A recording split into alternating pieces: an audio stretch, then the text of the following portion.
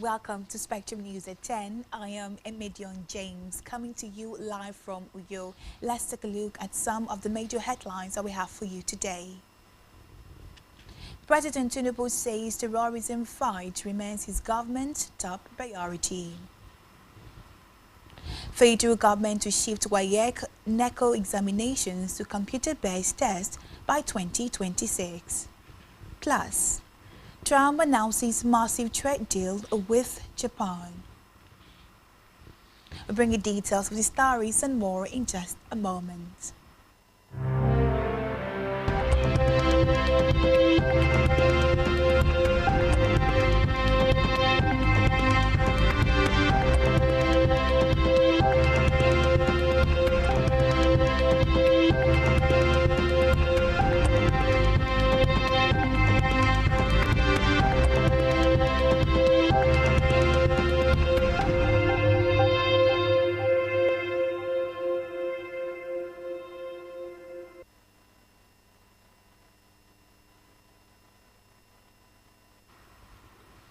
Many thanks for staying tuned. First in the news this morning is that President Bola Tinubu has assured Nigerians that the fight against terrorism and banditry remains one of the priorities of his administration. Tinubu stated this at the commissioning of the first phase of the housing project for victims of banditry in Kaduna State. Represented by the National Security Advisor Nuhu Ribadu, Tinubu noted that Nigeria is in safe hands and his administration will restore law and order. The president added that significant progress has already been made in restoring peace and rebuilding lives in Kaduna State. He stressed that good governance must prioritize the needs of the people, especially those affected by violence. He also praised the Kaduna State government, the Office of the National Security Advisor, and the Chief of Defense Staff for employing both kinetic and non-kinetic approaches to tackle insecurity in the region. In the meantime, President Bola Tinubu has held closed-door meetings with key members of his economy and fiscal policy team at the State House, Abuja, in what is described as a routine but strategic briefing. In attendance were the Minister of Finance and Coordinating Minister of the Economy, Wale Edun, the Minister of Budget and Economic Planning, Atiku Bagudu, and the Minister of State for Petroleum Resources, Ekpe Ekpo. Tinubu also met with the Governor of the Central Bank of Nigeria, Olayemi Cardoso, the Executive Chairman of the Federal Inland Revenue Service, Dr. Zach Adedeji, among others. Meanwhile, the agenda of the meeting has not been disclosed.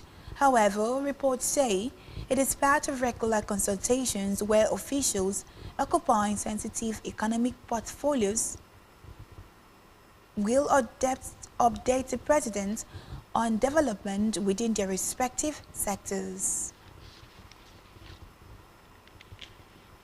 Away from that, the federal government has revealed that privately owned computer-based tests CBT, centers and others belonging to the public institutions will be fully deployed in the conduct of the school-based senior school certificate examination SSCE by 2026.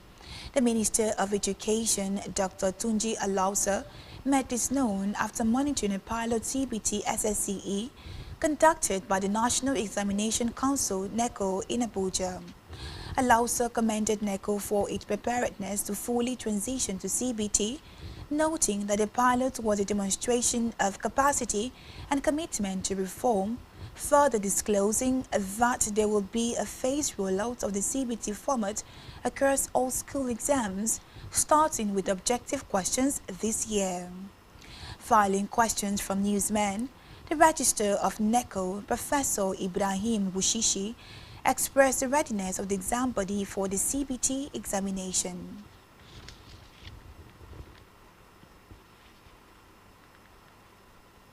We move now to the Red Chambers where Senate President Godswill Akpabio has dismissed claims circulating on social media that the National Assembly has approved the creation of new states. Speaking during plenary in response to concerns raised by Senator Abdul Nengi, Akpabio clarified the Constitution Review Committee has received over 42 proposals for the state creation. None have passed through full legislative process. He also warned communities against organizing meetings or mobilization efforts over a proposed state that have not been legally established, stressing that no new state has been approved by the Senate.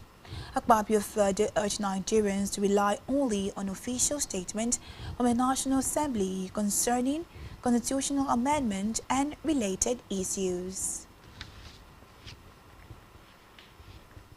In the meantime, the Senate has approved President Bola Tinubu's external borrowing plan of over $21 billion from the 2025/2026 fiscal cycle to legislative recess and documentation issues from the Debt Management Office.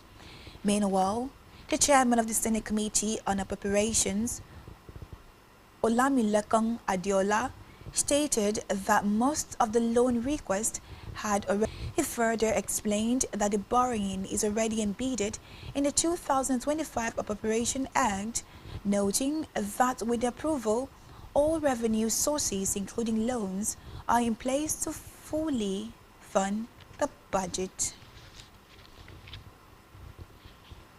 Elsewhere, Senate spokesman Yemi Adaramodom says Kogi Central Senator Natasha Akpoti-Uduaghan remains suspended till the Red Chamber resumes from recess in 2 months.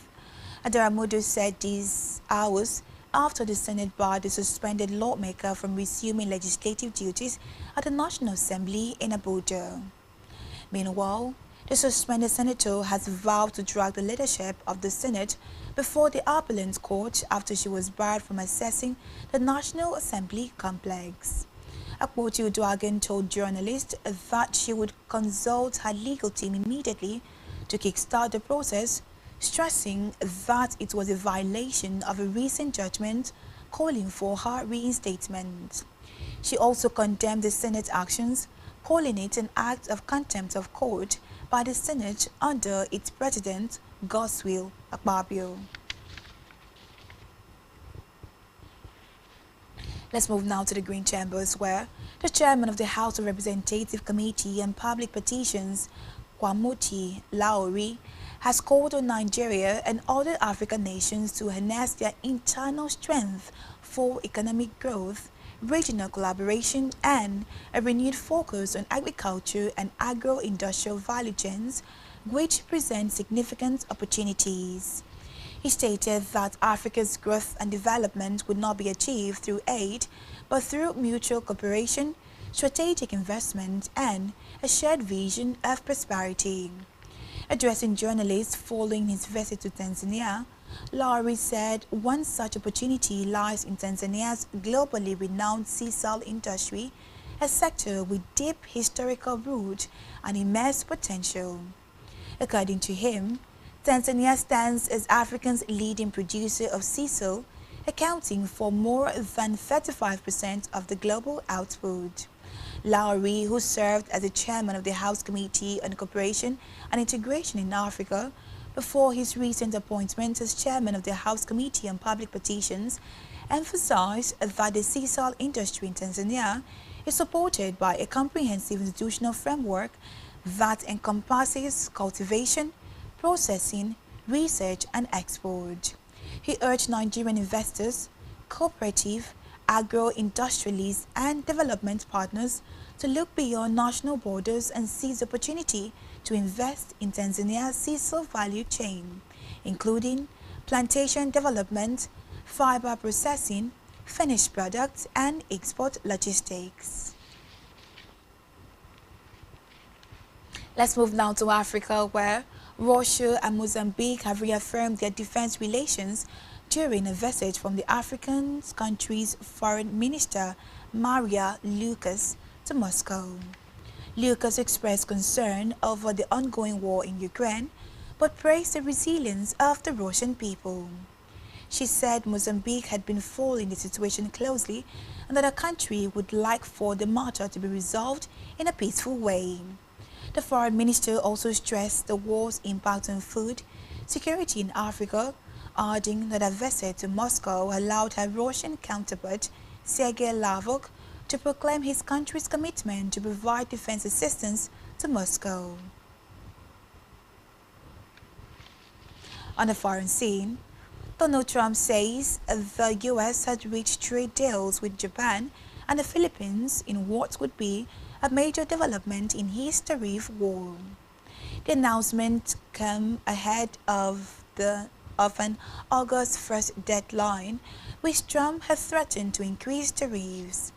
The U.S. president noted that Japan, one of the country's largest trading partners, agreed to a massive trade deal that would lead to $550 billion in the U.S. He also announced separately that U.S. would levy a 19% tax on import from the Philippines and that Manila would remove duties on U.S. goods. Still on the foreign scene, U.S. House of Representatives Speaker Mike Johnson has announced an early adjournment of the chamber, stalling efforts to force the release of documents related to financier Jeffrey Epstein. Reports say the move delays a politically front vote on matter until September amid growing bipartisan pressure for transparency. This followed a key commitment vote to Maxwell,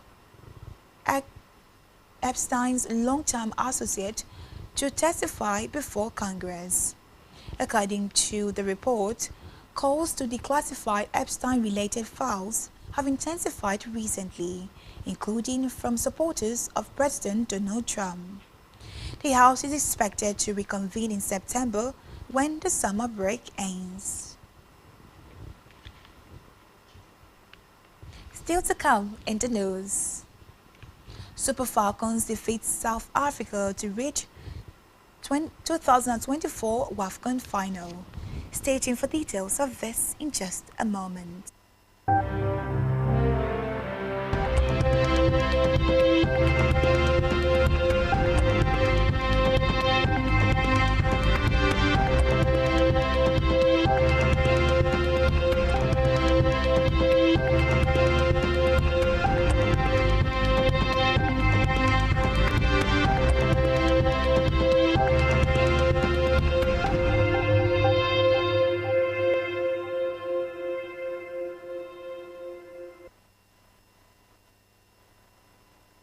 Thanks for staying tuned.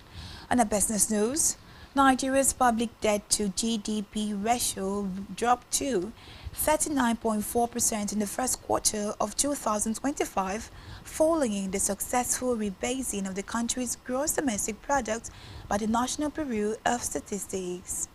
The rebasing exercise, which revised the GDP base year from 2010 to 2019, expanded the scope of economic measurement to capture sectors such as the digital economy, creative industries, fintech, and informal activities.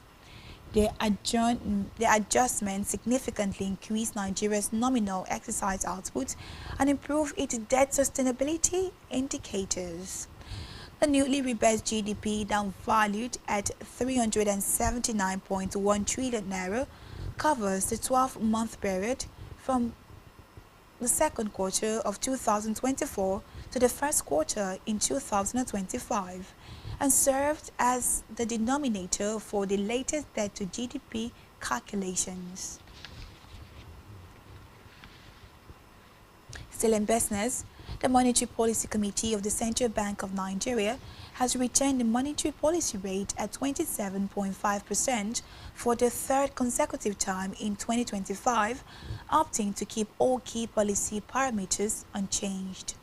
The governor of the CBN, Olayemi Cardoso, disclosed this at a press briefing in Abuja following the conclusion of the committee's 301 meeting held between July 21st and 22. This came as the Lagos Chamber of Commerce and Industry warned that retaining the monetary policy rate at 27.5% translates to a major burden on businesses amid the high rates of inflation nationwide. Cardoso said the decision was taken to sustain the ongoing momentum of disinflation and to contain emerging inflationary. He also noted that the policy stance would continue until rates to inflation had declined sufficiently. On the health news, the federal government has partnered with the United Nations Children's Fund, UNICEF, to tackle the malnutrition emergency in Sokoto State. A high-level delegation from UNICEF, the European Union, and the federal government arrived in Sokoto to advocate for urgent intervention and increased funding. Led by the Minister of Humanitarian Affairs and Poverty Alleviation, Professor Natewa Yilwada, the mission was to galvanize support for tackling the alarming rise in severe acute malnutrition in the state. Speaking during the visit, Professor Yilwada lauded the cooperation between the state and the humanitarian partners and stressed the need for durable solutions rooted in local capacity. Let's move now to sports, where the Super Falcons of Nigeria have booked their place in the final of the 2024 Women's African Cup of Nations (WAFCON), following a dramatic 2-1 victory over South Africans Banyana in the semi-final clash. Despite South Africa's dominating position with 55% to Nigeria's 45%, the Falcons proved more clinical, registering 7 shots on target to the South Africans' 3. Meanwhile, Nigeria, the record 9-time champions, will face either tournament host Morocco or the Black Queens of Ghana in the final on Saturday, July the 26th. Still in sport, Nigerian midfielder Ebenezer Akinsamiro has linked up with Serie A new boys Pisa on loan. The playmaker moved to Pisa from Italian giant Inter Milan. According to Inter Milan, the deal contains a purchase option and a buyback option. Akinsamiro joined Inter from Nigeria Premier Football League (NPFL) champions Remo Stars in 2023. The 20-year-old has made just 1 league appearance for the Nerazzurri. On Entertainment News, Tunesbeat record label has sued singer Ayo Mav for allegedly violating a recording agreement. In a statement on its Instagram page, the label accused the singer and its management of breaching the contract signed in December 2023. The label said it funded Mav's singles Street Anthem, Dealer and 7 Days, securing a distribution deal for him with Empire Distribution, while warning show promoters and entertainment companies to stop associating with the singer or face legal action. The label insisted that Ayodele Mav remains under contract. And that's all we have for you at this hour. Do ensure to follow us on social media, subscribe to our YouTube channel, all of which you can find on our website at spectrumtvlive.ng. You have been watching Spectrum News at 10. I am Emedion James. Enjoy the rest of your day and thank you for watching.